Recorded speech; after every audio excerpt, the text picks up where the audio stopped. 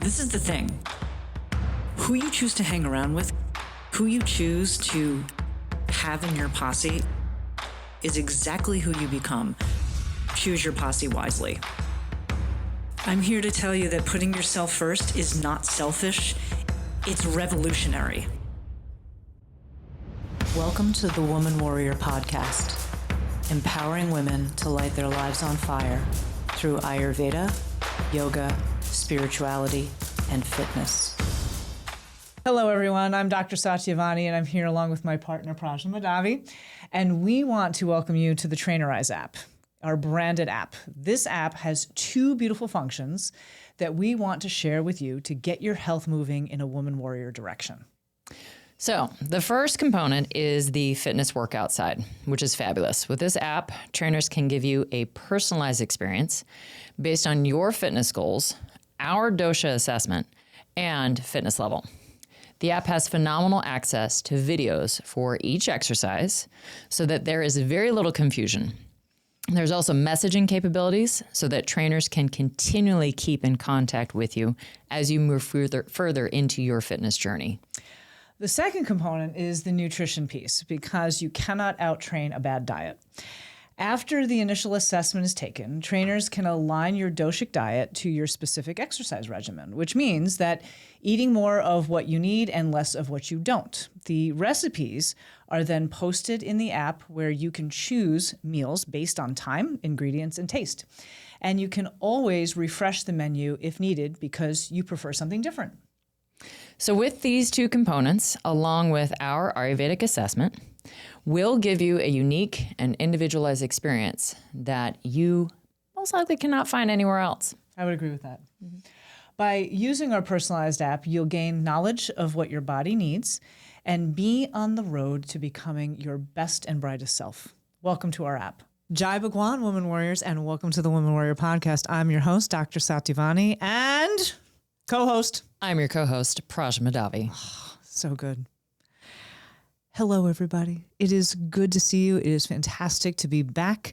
And today we got a whopper for you. We are going to talk about sex and some food and our senses and a whole bunch of stuff. Because believe it or not, it is actually part of the Yoga Sutras. We're going to talk about the concept of Brahmacharya, which is really about, in its tradition, about celibacy and chastity, but it overlaps with just the idea of not overusing the senses. So we're going to talk a little bit about that today. But before we get super deep into that and talking about the yogic and the Ayurvedic principles around it, we have some announcements. Okay. All right, girl, what do we got? So we have three main announcements. The first one is we are, myself, Satyavani, and a group of lovely ladies. We have Jenny Snyder and Christy Williams. We are going to be, and Charity. Charity, yes. We're going to be running the Yoga 6 YTT this summer, June 1st through the 27th, I believe. Yes. 4 weeks in June. And it is kind of a dream team of instructors and professionals. And even Charity herself, I believe, is in currently Belize or somewhere. She's the sound guru. Yeah. That's the word on the street. Sound and some traumatic healing. We've got Christy Williams, who is our lead at Y6, but also a very experienced teacher. Who's been on the podcast. Yeah. Yes, she has. And bodybuilder and all the things. We have Jenny Snyder, who is our media person. Yep. And she's also handling operations and membership. Yes. At Y6. And then the wonderful Satyavani and myself, we're going to be... And the fabulous Prajna Madhavi. Yes. We're going to be covering all things Ayurveda, pranayam, meditation, posture clinic, vinyasa training. history and philosophy. All the things. So if that interests you at all, think about signing up for the Y6 YTT this summer. It is a 4-week intensive.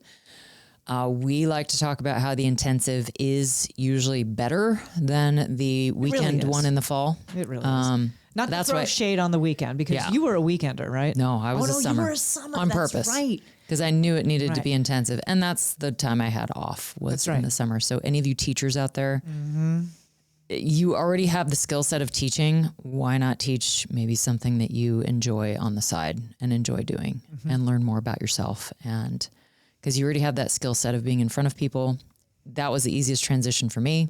I hopped right up there and was like, okay, these are the postures. And people are like, whoa. I'm like, I've taught for 20 years. I know how this goes. And that really is an advantage, whether it's teaching or any kind of coach or presentation. Like if presentation is part of, and standing up in front of crowds and talking publicly is something that you do as part of your career, there really is an advantage to that. Yeah. So that's in June. So come and join us, 4-week intensive, June 1st. Does not include weekends though. No, it does not. So it's Monday through Friday, but you break. do get the weekends off. And as part of it this year, we're doing the mentorship program. Yes. So after the YTT, what makes the Yoga 6 training unique is if you decide that you want to teach as part of Yoga 6, one of us, myself, Praj, or Christy, will be assigned to you as your mentor, and we will work with you throughout the entire first year of your teaching experience with all the things, because guess what? We've all been a first year teacher. Yeah. And the first year is critical.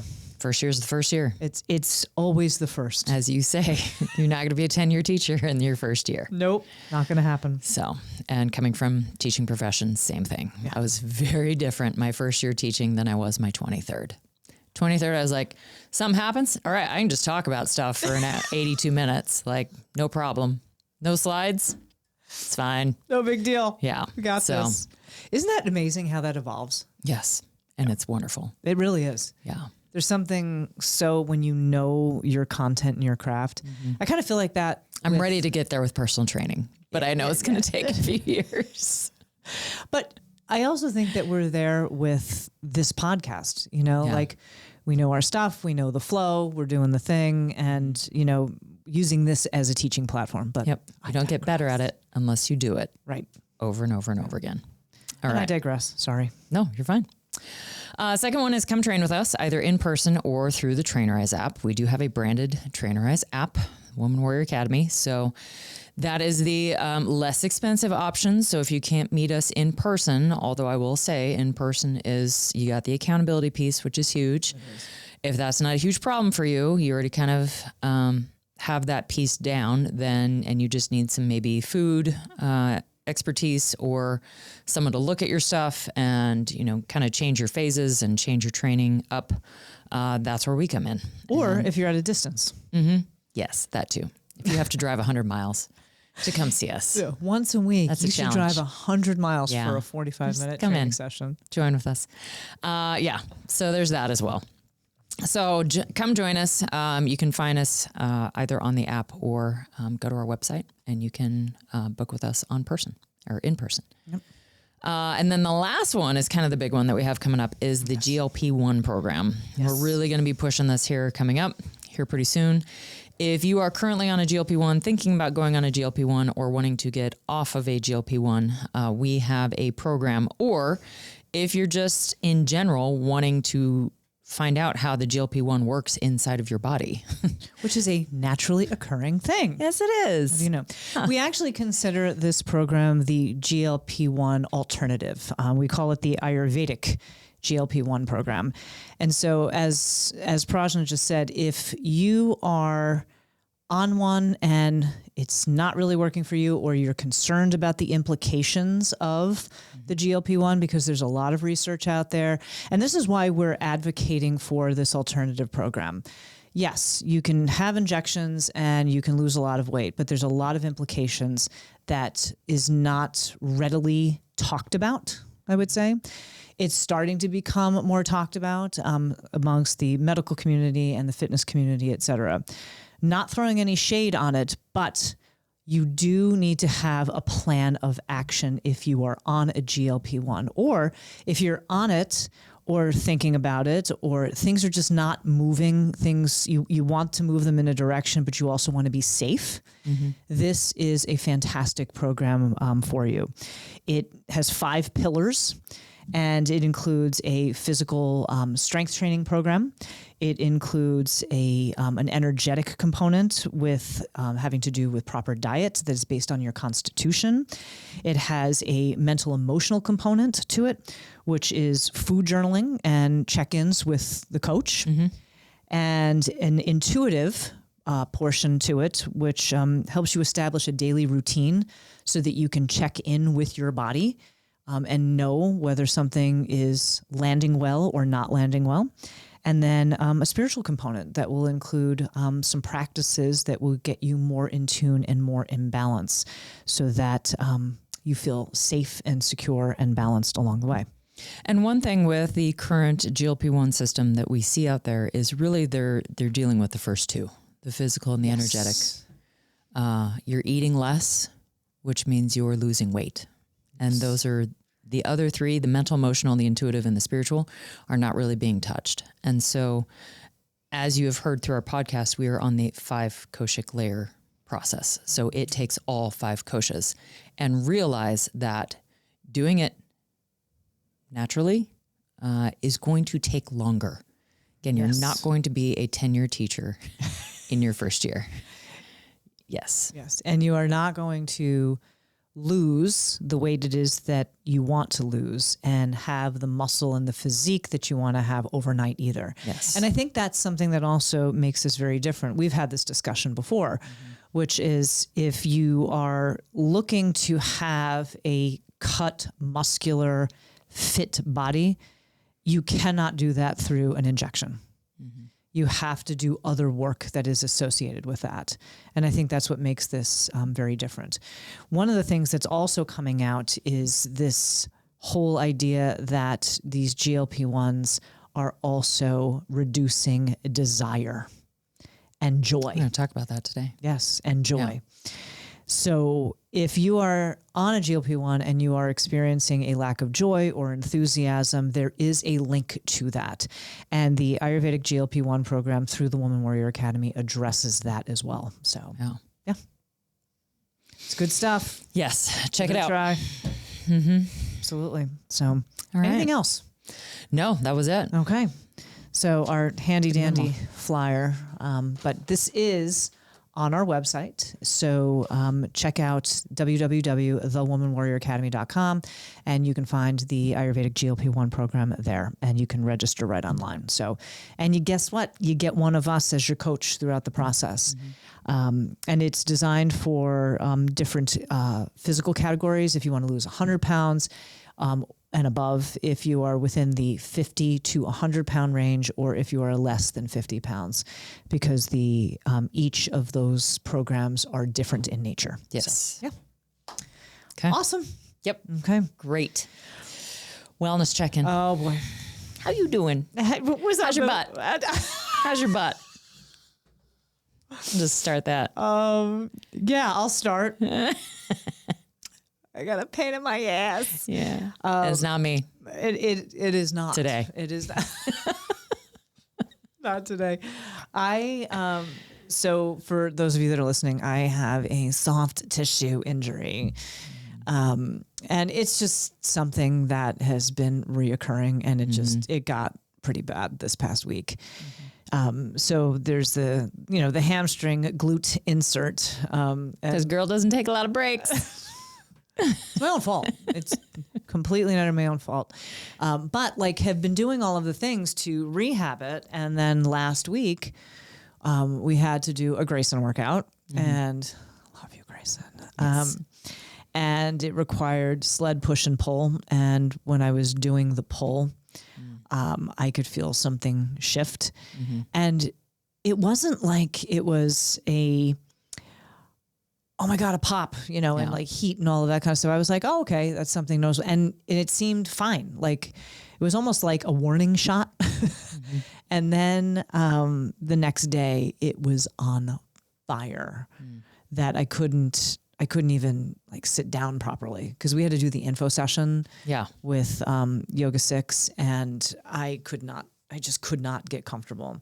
And it's traveling up like the posterior chain. Yeah. But the great Jesse Kohea, he worked on it for an hour and he's like, he's like, yeah, this isn't good. And I'm like, please don't say anything like that. I don't want to hear that.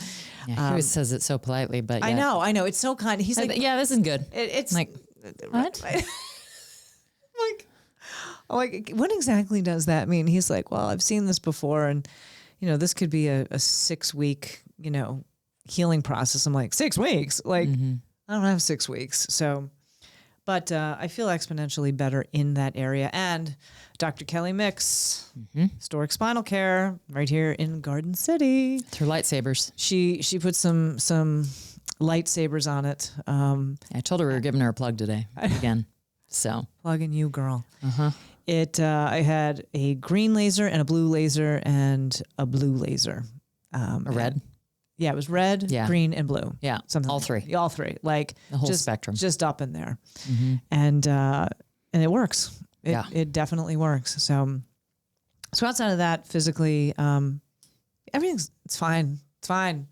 It's all fine. Everything's fine. I just after the initial shock. Yeah, after I was hearing that you had an injury. Oh yeah, I was bummed out. Yeah, the day after, and I cried a little. I was like, oh God, I can't do this because we're in the heart of training right now. Yeah, and we've got a race coming up, and can't let my partner down on this. So we'll see.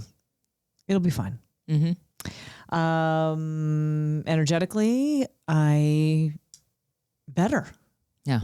I felt tired and this kind of ties into the intuition, I shared with you, I was kind of ignoring something that really needed to change. And now it has changed and I feel exponentially better. I was listening to, I forgot her name, the gal who worked for the FBI that wrote the book Bulletproof. Oh yeah. Why can't I think of her name right now? Yeah, I can't either. I apologize, but Greek gal. She's like 5'2", firecracker. And she was talking about mitigating or minimizing rather decision making because of decision fatigue and how that energetically has an impact on you, which we know. And she actually gave the example of when she was on the presidential security team for Obama and how he had 30 of the same exact suit because it was one less decision it is that he had to make. Oh. And, I've actually, like in my own home, I've just kind of narrowed down a lot of stuff so that this one less decision I have to make, except for my shoe problem.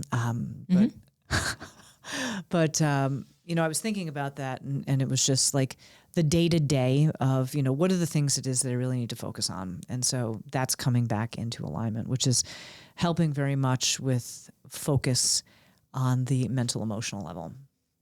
Like, what are the things that I really want to do versus the things that are kind of on the periphery? And right now I'm all about eliminating the periphery.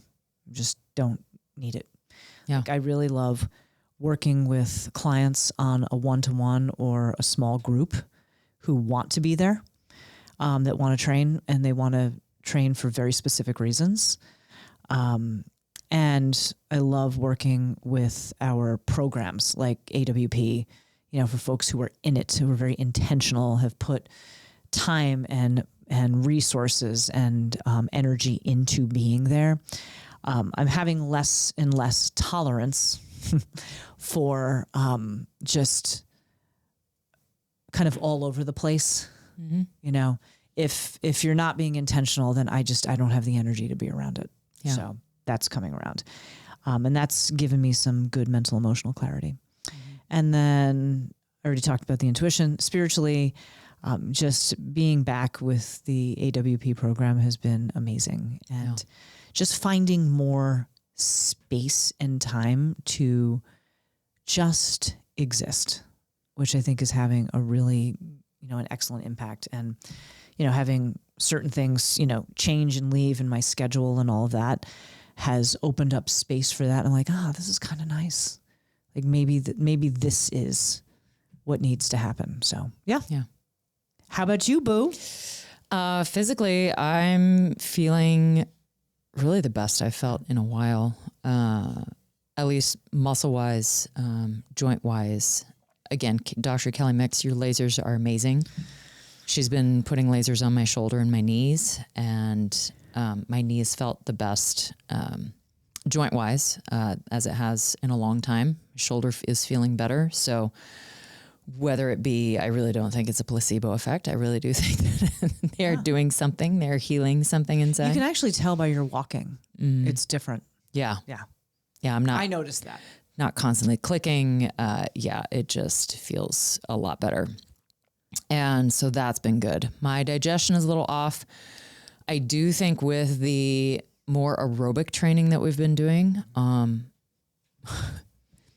simple, but maybe you don't think of it this way. When your mouth is open more often and you're sucking air in as a vata, you're already dry. You're going to dry out. Yeah. So I think I've actually been very dehydrated lately because I sweat a lot as well. So when we're in our longer workouts and I'm like dripping sweat, which I haven't done in maybe heavily consistently for like a year, I kind of forgot that. And I was like, okay, my, 90 ounces to 100 ounces of water is probably not cutting it right now.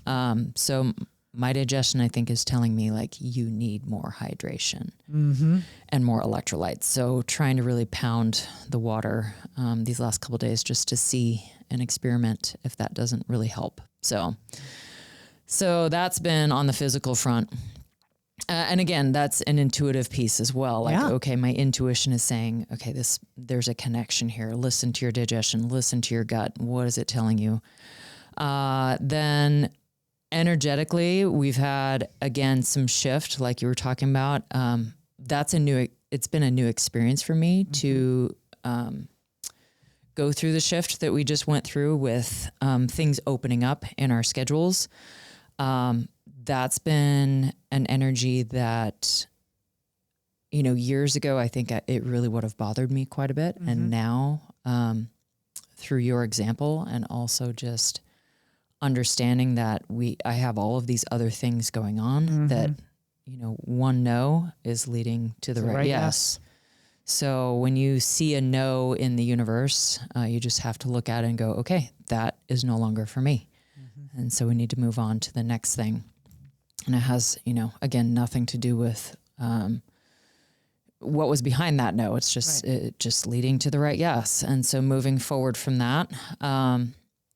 But years ago, I think that really would have eaten me up. And it ate me up a little bit for a night or so until it got resolved. Because I hate thinking about how is this conflict going to be resolved? Once it's resolved, I'm like, okay, now it's done with. You're done. But my mind just kind of goes into that space. So mentally, emotionally, I was dealing with that as well.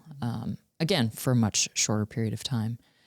And that's been nice that it was just a small window of kind of stress, mentally and emotionally. And then we've got spiritually, again, very happy that the AWP 2.0 is going. And then also, I know it's been raining a lot lately, but just a lot of rain. Being outside, like yesterday with kind of the anxiety I was having, I went out, I mowed the lawn, I did my weed whacking, getting all those allergens in my so good. So good.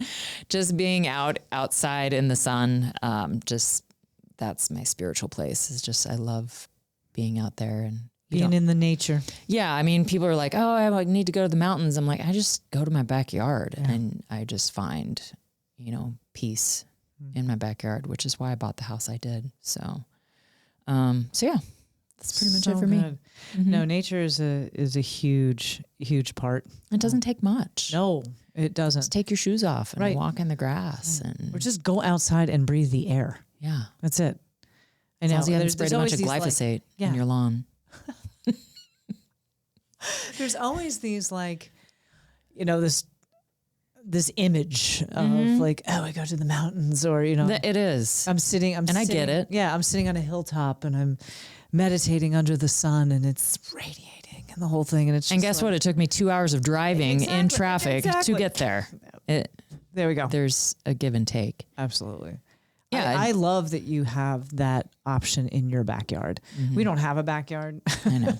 But you have don't you have like a water feature and yeah, we do. Well, and we have, we have the path around the canal. Yeah.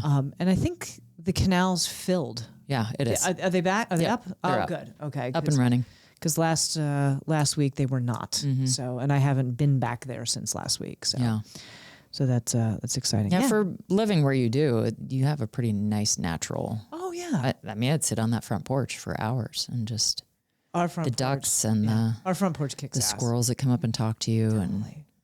and And our kitties antagonizing Mm-hmm. all the animals. yeah. It's great. Yeah. No, it's good. It's a cute little habitat. Mm-hmm. So, good stuff.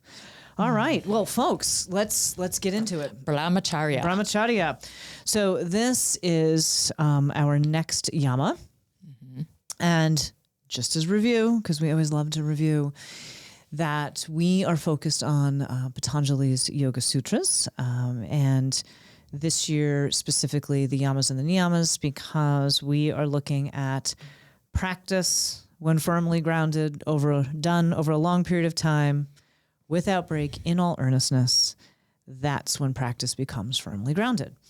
And I think Brahmacharya is an excellent example of doing something over a long period of time. We live in a highly sensory environment.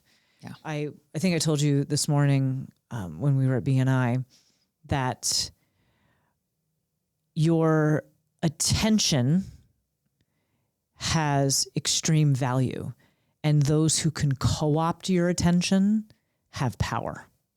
And I heard that in the social universe, and I was thinking about, as we were getting ready to talk about Brahmacharya today, I was thinking about that. Brahmacharya, for those of you that don't know what it is, it's a Sanskrit word. Surprise, surprise here. That's translated to mean celibacy or chastity. But it literally means conduct aligned with Brahman. And Brahman meaning your highest reality, your consciousness, God, however you want to describe that. And so when we are acting in a fashion that supports Brahmacharya, we are aligned with our highest self. We're aligned with the universe. We're aligned with God, whatever it is that you think is outside of your physical vessel. And it's a vital Ayurvedic and yogic principle, and it really refers to things like moderation, self-discipline, and the conservation of your own energy, and using the energy that you conserve toward spiritual pursuit and growing your highest self rather than it just kind of fritting away. So, and you found this really good quote that kind of describes Brahmacharya. So why don't you share? Because I think this is a good one. Yeah. So this was something that I found that when looking at the list of how I kind of split this up for Brahmacharya and how we abuse it, we're going to probably talk about, I know that you're going to bring up that your life force is, we call it Ojas, right? Yeah. So, that is our life force is prana, but then Ojas is our mojo. Yeah. So yes, how you spend your prana, that is essentially how you're going to keep your Ojas if you don't waste your prana. So this one is, don't let your life force or prana dribble away into things you did not consciously choose. Ooh. Yeah. Just letting things, again, fly away and not putting any attention to it. Maintaining equanimity while living in the world of the senses is a pivotal task. Mm-hmm. So, again, when done over long periods of time, in all earnestness. So paying attention and maintaining, again, your ojas means don't just let your prana go in all different directions. Right. And two ways that we tend to do that are sex and food. Sex and food. Those are two big items. Huge. That we'll be talking about.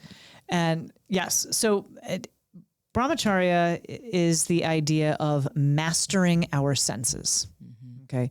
In its tradition, it was about celibacy, not using your sexual energy for anything other than pursuing spirituality or spiritual enlightenment. Okay. But what it comes down to in modern times in the householder perspective, because, you know, you have those who are renunciates and then you have those that are householders. And so Brahmacharya is actually the hardest for householders because we are exposed to things that will divert our senses towards them, that will attract our senses every single day. And a lot of what we attract is sensuality. And sensuality comes... Pleasure. And the highest form of sensuality that we have is sex. And then you couple that with food. Like, okay, you know, have some sex, then have dinner afterwards. You know, like there's a lot that it's all about pleasure, really, what it comes down to. But Brahmacharya specifically, it has purpose, and it's not mindlessness, but rather being mindful. And you use that word, specifically. And so where we see Brahmacharya misused the most, because we're really going to talk about its misuse today. Yeah. We'll talk about misuse of our senses. And then on our next podcast, we'll talk about remedies that will help us not misuse. But the place that we misuse our senses the most is with sex and food, because in our world, sex plus food equals pleasure. And we can see what our society gravitates towards, what our economy gravitates towards as a result of this pursuit of pleasure of the senses through the vehicle of sex and food. Yeah. One of the highest industries, online industries right now is pornography. So, lots of porn. And then that's also coupled with things like gambling, which again is something that feels pleasurable when we feel like we are making money in that fashion. And then, we see food playing itself out in a variety of ways. We have people who are overindulging in food, and that's why we have things like an obesity epidemic, which I realize is also coupled with a variety of other things. It's not just overconsumption of food. But then we also have the opposite extreme, which is also a misuse of the senses, which is this whole, I'm personally on the anti-skinny talk campaign, hence the shirt, girls who eat. But you can see it from both perspectives, where with this constant seeking of pleasure, that there's either too much or too little. And we're going to talk about how the misuse of the senses, which is sight, touch, taste, smell, and hearing, play themselves out. Yeah. So you want to talk about that? We can go right to it, love. The overuse, underuse, and the wrong use. Yeah. Okay. Yeah, I liked how this was set up when I was doing kind of the research for how to lay this out. I liked the three categories. Yep. Because it is not just eating too much. There's different layers that are still Brahmacharya that are, Yep. When we're not practicing Brahmacharya. Again, ojus sucking and whatever. So let's not get on that train. I'm not going to comment on that. I won't be able to talk at all if she gets on that train. So starting with the overuse. Yes. And I think there's probably a way that we can tie all of these things into either sex or food somehow. 1,000%. From a hearing perspective, loud music, but then also obscene music. So if you think about a lot of the music today that is centered around sex, and when you're listening to all of that or violence around you, sex and violence, you're listening to all of that around you. That is drawing you to the idea or concept of sex and violence. And then also people who are, who talk too much. People can't get in a word edgewise because you keep going. Again, that is a misuse of prana. That is an overuse of prana, and that is ojus sucking as well. So the hearing, that's how you can really either play into either really violence to the self, yes. In a sense. Right, which leads it back to when we talked about nonviolence, ahimsa. And hearing specifically with the loud music, obscene music, talking too much, this is probably one of the largest ways that we do deplete our ojas and go against the mastery of our senses. Taste. Eating too much. We're bombarded. And I would like to add, bombarded with shitty food. You know, we're actually in a space now where food is manufactured. Yeah. It's not even grown anymore. Even when it's grown. Right. It's getting things put onto it or in it. Yes. And I think it's also the food delivery system. You know, I totally understand why people DoorDash and all of that out of convenience. I do understand that. But it comes with a huge excise tax. Yes. And it comes with a huge excise tax in the sense that you didn't create it, you don't know where it comes from, and the portion size is not under your control. The quality is not under your control. And you're not eating like you give a shit. You are eating too much, not because that is your intention, but because of what goes into that whole process of the delivery system, et cetera. And most of the stuff that gets delivered via DoorDash is not your really good local homemade food restaurant. No. It's usually some fast food chain, you know, et cetera. Doesn't mean that you can't find those gems, but the overeating and the overuse of the taste sense has a lot to do also with the delivery mechanism. Yeah. Because if the food was of high quality and didn't have all of these other additives that go with it, we would experience satiety a lot faster. Yeah. And I would go back to the convenience of it too. When you mentioned, you know, we do a lot of this out of convenience. I would employ people to take a look at what you do in a day and take a look at the activities that you're doing. Why is it that you are sacrificing the food that you put into your body for convenience? Like, what is it that you're doing in your day that you could potentially take out? Yep. That so you could actually make a home-cooked meal. What are you tolerating in your life? What is tolerance for you? Are you're tolerating this convenient food because you're lacking somewhere else? You're scrolling on Instagram or you're watching the show. You know, I want to get the food here so I can watch the show, so I can go to bed and then I don't go to bed until 10 or 11. Being mindful of what you do in a day that is creating that habit. Well, in AWP, this first weekend, we did talk about the 888. You know, 8 hours of sleep, 8 hours of food and leisure time, and 8 hours of work. Yeah. You know, and including in that leisure time is your physical activity or reading a book or, you know, something along those lines. So like you've got 8 hours of personal time, you've got 8 hours of work time, and then you have 8 hours of sleep. Yeah. And I think a lot of the gals were a little blown away by that. They're like, oh my God, never even really thought of that. Especially with children. Yes. Like, oh, but I've got to take my kids to soccer and I've got to take my kids to this and that and that. And that's a negotiation with your 8 hours of leisure time, personal time. It is. So You've turned it into family work time. Yes. Essentially. Yes. Yep.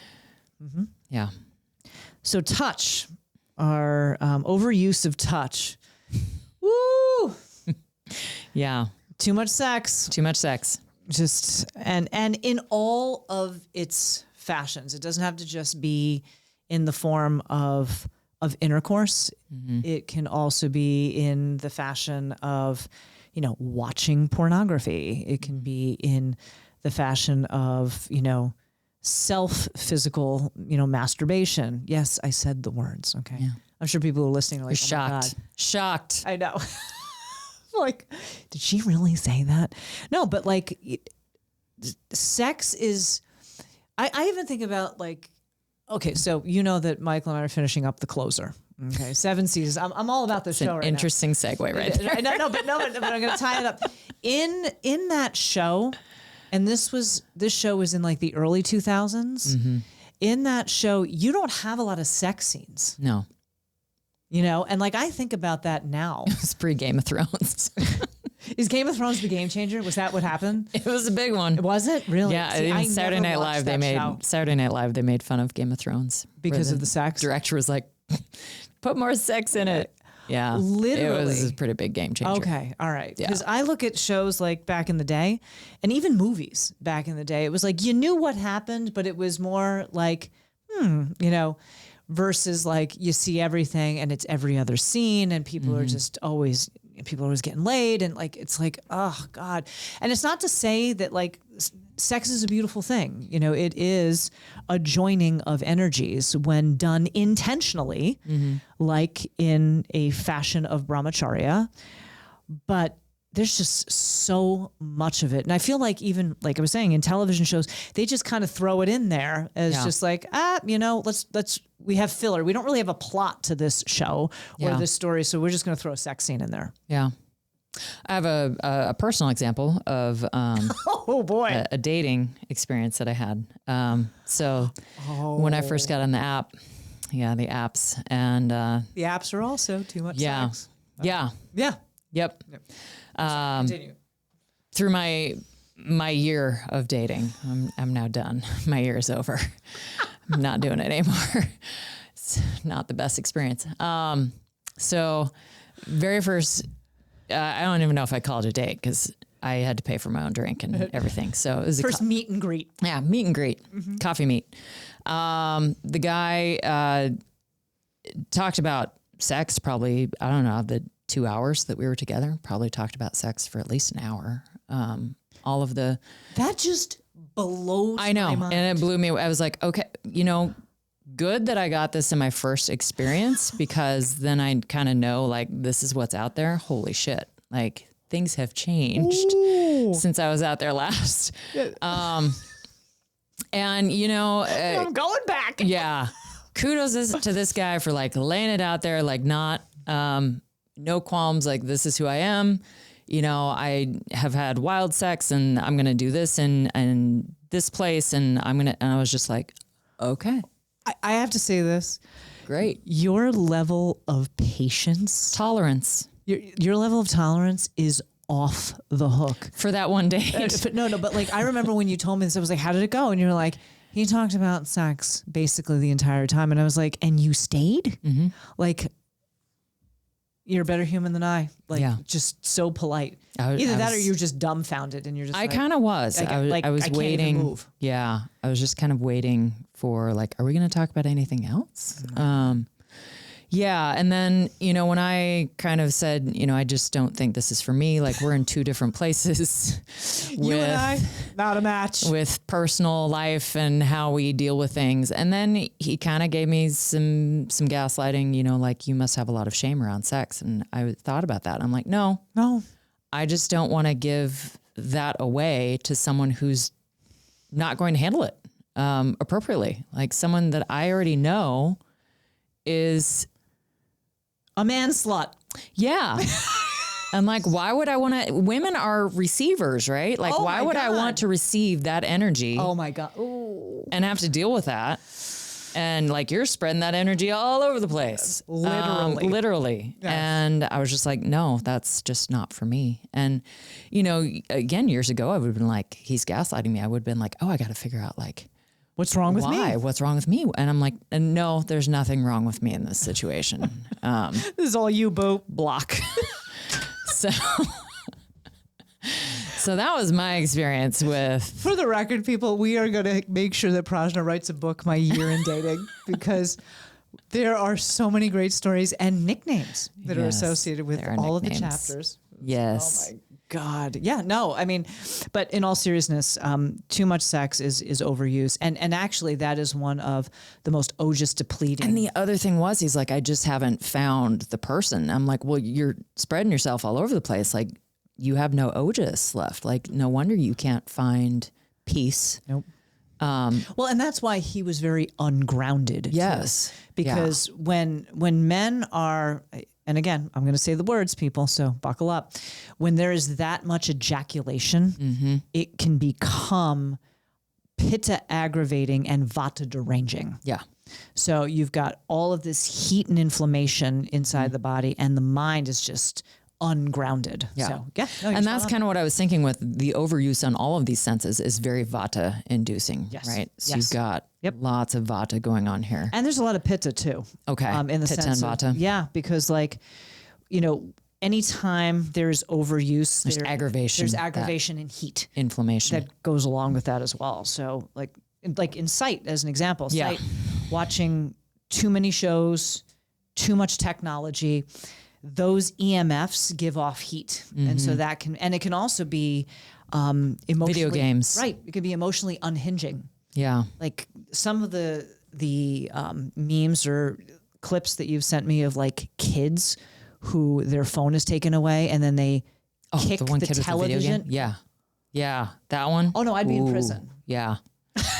That is why I did not have kids. Like That is right exactly there. it. Right. And a child that young, so locked into the heat of video games and has a total temper tantrum because that visual sense is not consistently stimulated. Yeah. That's a problem. Yeah. That's a problem. And sadly, that's the point of why they made them that way. Yep. You know, I also had another comparison. Dating apps is like Netflix. Like there used to only be 5 channels.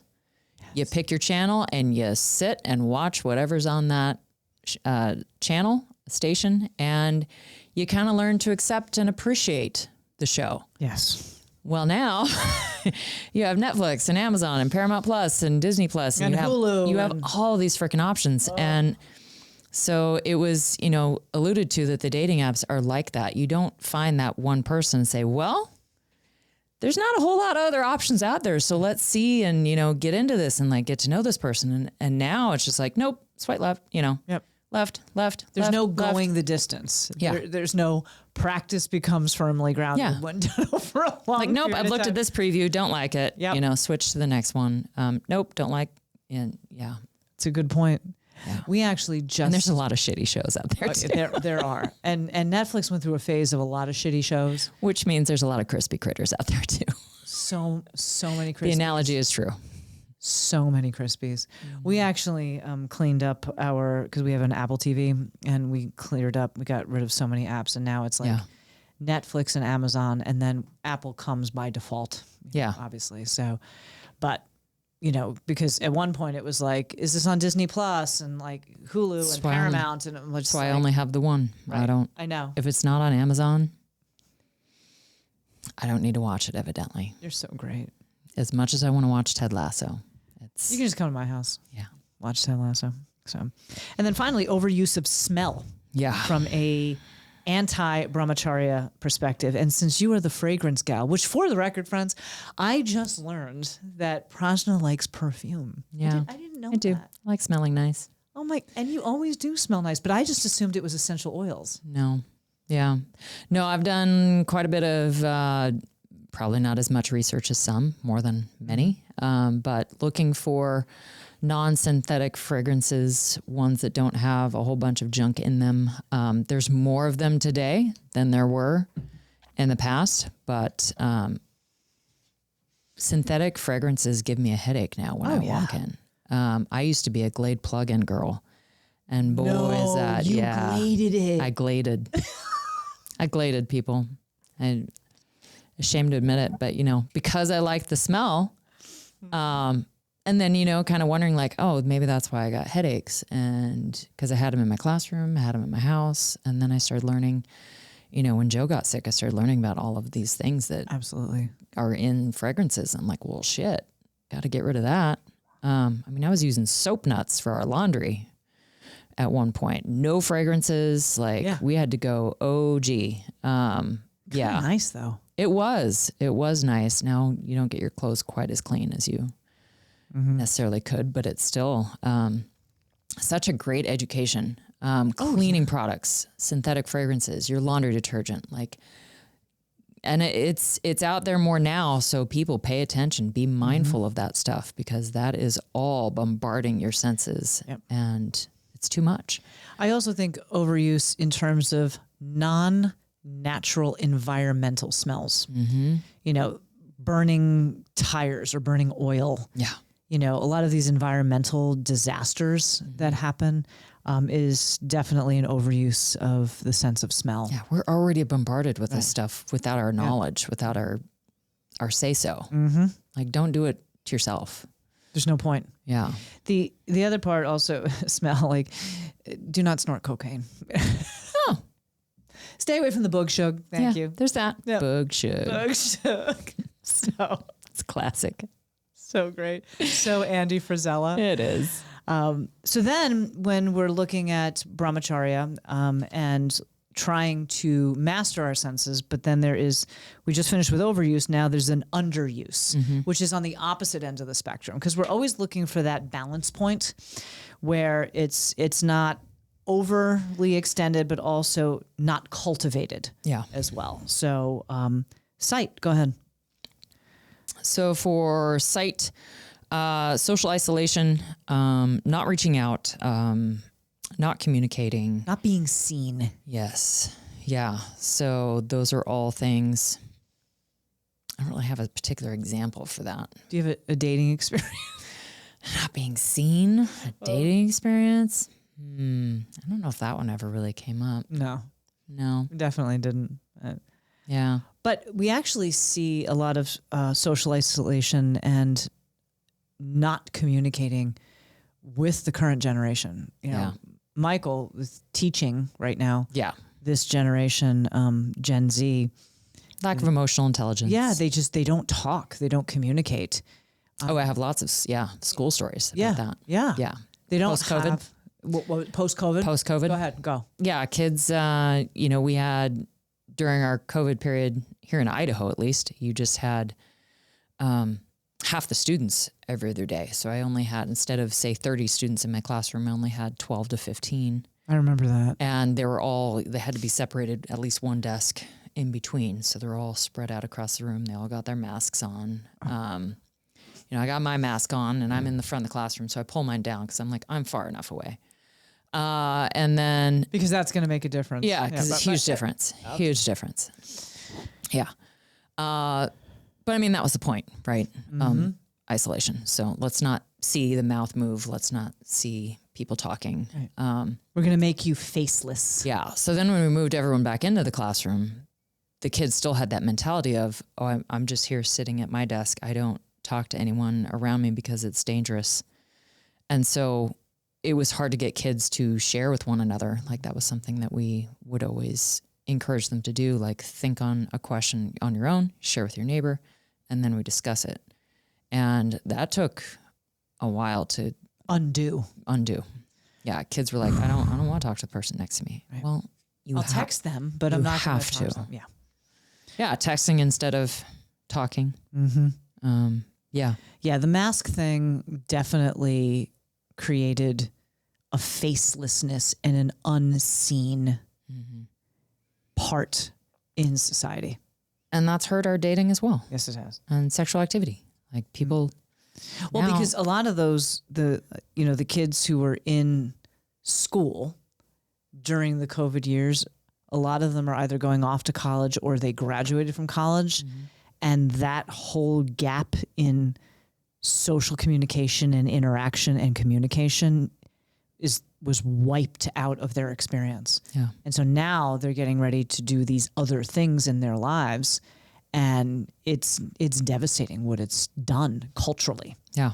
And societally. Taste. So opposite of overeating, underuse is not eating. Yeah. And once again, we're going to make a plug for our GLP1 program. You have natural Agni, natural GLP-1 in your gut. That's why it's called GLP-1. And when it is suppressed or the Agni fire is taken out, you are not going to eat, and it kills your metabolism. And when it kills your metabolism, it kills any sense of understanding what's happening in your body, the feeling of any sensation, whether it is hunger, whether it is affection, whether it is desire, whether it's motivation. When we do not eat, and you have to have a certain number of calories every day to function. Yeah. You need a certain amount of calories for brain function. And what is it? 500 or 700 calories just for your brain to operate. Yeah. You have to have every single day. So this very aggravating to me wave of girls who do not eat because this is how they want to be skinny. Now I just saw in the socials, they have these ads of what is festival wear. And you have all of these skinny tot gals walking around in their festival clothing, which is all this like, very skimpy. This is like Carnival. Right. Festival. Right. GLP-1 skinny tot ball. American style. Exactly. And it's just, you kill any sense of balanced pleasure when there is underuse through taste of not eating. Yeah. So And that includes like anorexia, bulimia, Yep. the other eating disorders, Yep. because those also decrease your lust for life. You don't see a whole lot of people who sadly are anorexic. They don't have a lot of energy. They don't have, because they're not eating enough calories to function. and they socially isolate They a do. lot of ways. So Yeah. So hearing, underuse of hearing. yeah, I would say focusing more on what you want to say than actually listening to the person, which kind of, that's overuse when you actually want to talk. But then the not listening to what actually someone is trying to say would be the underuse of hearing, like sort of like you're hearing, but you're not listening. Like you're just hearing me, you're hearing the words, but you're not actually listening to what I'm saying. So you can actually come back with something intelligent or something that, in an argument that actually is productive instead of just shouting at the person. So, yeah. Which leads itself to a lack of thoughtfulness. If we're looking at Brahmacharya, this idea of mastering your senses from a mindful perspective, when we are underusing hearing, we're thoughtless, not thoughtful. So, And then here we are with touch. Yes.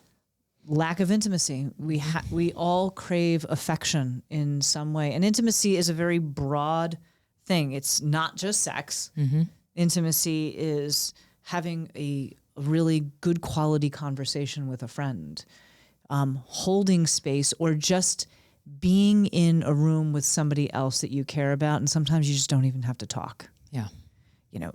That idea of intimacy, when we don't have it, there is underuse of our sense of touch. And again, not to bang on the GLP-1 thing, but to bang on the GLP-1 thing, that those are medications that are killing desire through the vehicle of the gut. Yeah, and they've talked about how these are, it's good for people who are alcoholics or gamblers, or because it's reducing that desire for those things. And guess what? Unintended consequences of that is you now don't have desire for anything.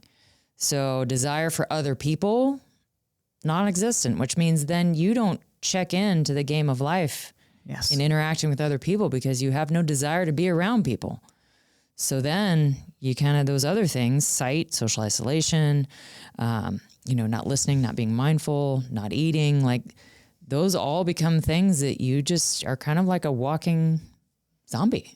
Sort of. It becomes a domino effect. Yeah. I agree with the word zombie.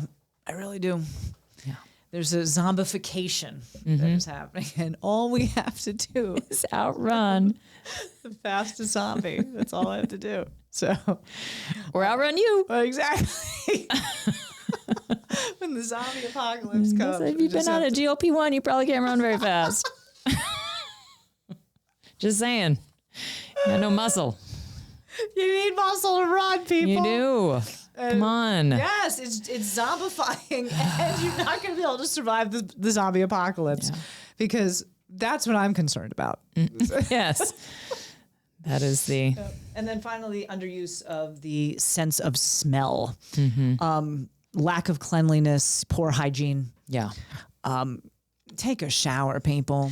We had this in the high school as well. And it was our refugee population, which you take that with, a certain, this is not necessarily in their culture, nor do they have the awareness or the money maybe to afford those things. And you have to teach them that, in our culture, when you're sitting next to someone, they don't really want to smell your BO. Like, put some deodorant on. Hey, I know American kids who stink.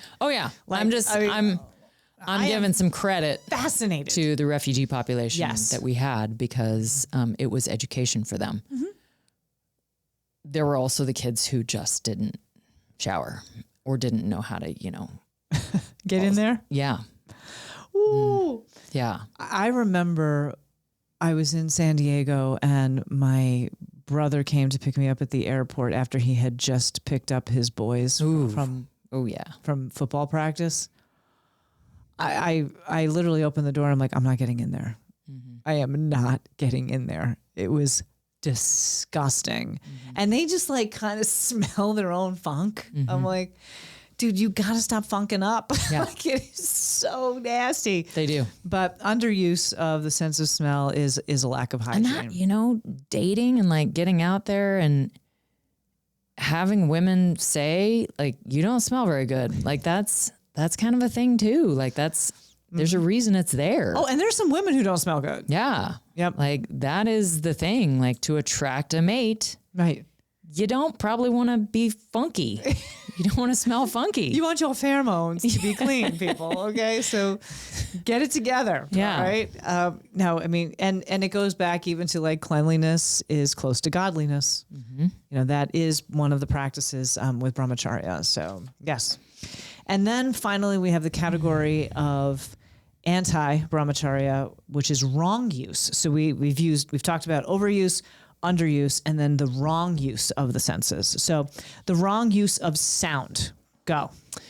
So I kind of chalk this up. Communicating ineffectively, blaming outside factors for your lack of effort, which I thought, yes.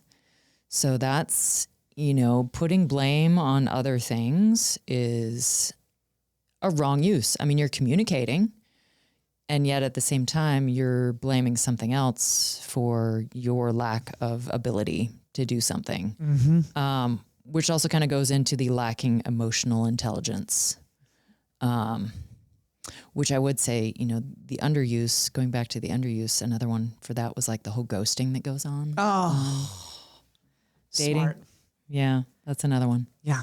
Which, I don't know. Yeah. See, back in the day, this is what I love about being a Gen Xer, and I've seen a lot of this on the TikTok that talks about our generation, Gen X. You couldn't ghost people. Yeah. So it was put up or shut up. And if you wanted to avoid sorry, boo, you're going to school the next day and you're going to see that person. Yeah. You can't, hide behind a screen or pretend that you're distracted by your headphones or anything like that, because that really wasn't a thing. So yeah, I would agree with that. Yeah. Wrong use of touch. This one is actually pretty serious. The misuse of your sexual energy. And that is using sex for personal gain or to get back at somebody or to fill a void, or as a form of abuse. Yes.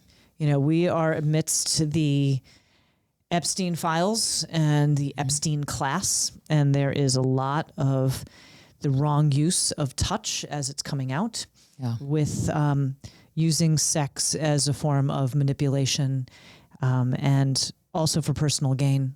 A lot of people will use it to put somebody in a situation where they don't want certain secrets to be revealed or something along those lines.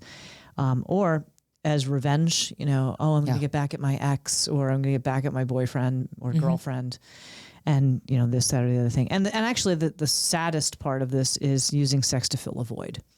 And that goes, I think, to the whole idea of not having cultivated intimacy across the board. Yeah. So, yeah. Wrong use of taste. Let's see. Yeah, this one I think fits with the other two, but to the extent of the mistake of the intellect, right? So knowing what to do and not doing it, or knowing the wrong thing and doing it anyway. So, I know I shouldn't eat processed food, but I do it anyway. I go for the Uber Eats. I do it out of convenience, right? Kind of going back to that. Wrong use is you're just doing it without the knowledge, and you're kind of ignorant about it. But, I would say wrong use, overuse is that, not really knowing, but wrong use is like, no, I know what the right thing is. Right. I'm just not doing it. That's wrong use. Yeah. Or I know I shouldn't do this, and I'm going to eat it anyway. So yeah. Yeah. I actually had that conversation with, a client the other day. We were, just going over a couple of, food logs and things like that. And she expressed, I'm feeling a little bit, heavy, et cetera. And I said, look, not to throw any shade on anything, because just because I don't drink alcohol doesn't mean that other people don't. Yeah. But being mindful from that taste standpoint, of if you're going to drink wine or drink alcohol, there's going to be an inflammatory response. And so we know this. Yeah. And yet we do it anyway. Yes. So, yeah. It's a big one. I agree. See, we have a taste of the truth, but we ignore it. Hearing, wrong use of hearing. I only want to hear what I want to hear. Yeah. And I filter everything else out, regardless of whether it is true, whether it is evident. You can find anything that supports your idea of the truth these days. You just put it in AI and it'll spit out, yes, you are correct on that because of this, this, and this. Like, you can find it anywhere today. What it really takes is unplugging and actually getting out there in the world, in the environment, in the wild. In the wild. Get out there in the wild and actually interact with people and find the truth. You can sit at home and find people who agree with you all day. Again, same thing. Like, you have a conflict with someone, you had to show up the next day and deal with them face to face. It's the same thing here. Like, you want to know the truth? Get out in the wild and actually live it. Yeah. The echo chamber is real. Yes. You can find anything to support anything nowadays. It's all about the spin. So move away from the spin and actually hear the truth rather than what it is that you want to hear. And then finally, smell. Go. Just fake. All things artificial in our lives. And I can't think of where it fits, but, well, I can if I thought a little bit harder, but I put things like your fillers, your Botox, your surgery, makeup. I mean, that's probably, that might be touch, overuse of touch, or sight as well. Oh, all of the above. Yeah. Your fake eyelashes, your, so, smell is that way too. Your synthetic fragrances, wrong use of it. Yeah. Agreed. All things artificial that aren't really. Wrong use. Why would you use fake when you can use natural? Yeah. And then finally, the wrong use of sight. Seeing something blatantly unjust or incorrect and pretending that it's not happening. And guess what, friends? Here we are. Yeah. We know what has happened in the world in recent events, and we're still not really doing anything about it. Yeah. It's like, I do know that these things happened. We have survivors that have come out that have talked about these things happened. I was there. I was a victim, et cetera, et cetera. And we are blatantly ignoring it and pretending that it's not happening because you don't want to see what the reality of the situation is. And that's very unfortunate. So it's a wrong use. Yeah. All right. Well, friends, there you have it. We are going to talk about Brahmacharya remedies on our next podcast of how we can actually master the senses in a thoughtful, deliberate way over a long period of time without break in all earnestness. But we are going to conclude today with today's truth bomb. So, Ms. Prajna, Yeah. hit us with the truth bomb. Okay. So today we've really tried to center everything around, again, food and sex. But a lot of it also is dealing with relationships and this overuse, underuse, and wrong use. So the truth bomb today, specifically with relationships. So here it is. Being single is not because I lack options. Being single is because I am not tolerant. I am not interested in being liked halfway, pursued temporarily, or claimed secretively. Being single is if I question where I stand, I shouldn't be standing there. And I love that because, again, from my own personal experience, again, in my year of dating, that was kind of what I learned. I don't want to be liked halfway. I don't want to be pursued temporarily, claimed secretly and not, out in the open. If I have to question where I stand in your life, then I'm not going to be there. So that was big. It goes back to what we said on our previous podcast. If it's not a fuck yes, then it's a no-go. Yeah. And I think that this is extremely relatable on many levels. So awesome. All right. Well, friends, there you have it. Brahmacharya for the householder. How we misuse our senses and move away from our consciousness and our highest self rather than moving towards it. We will do the move towards next time. So make sure that you tune back in to learn more about the spirituality of sex and food. And we'll be here to give you all the deets, deets. Anything else before we leave? No, that was it. All right. Friends, we are so close to hitting 300 subscribers on our YouTube channel. Please do hit the subscribe button and do share it with others. It is also in our profile on all of our socials, Instagram, Facebook, and TikTok. So if you cannot find us on the regular search of YouTube, you can find it also off of our website and on our socials. So thank you so much, everybody, for joining us. Jai Bhagwan, and as always, may your soul be victorious. Is life hard? Yeah, it's really fucking hard. And you can also have the life it is that you want. You just got to work for it.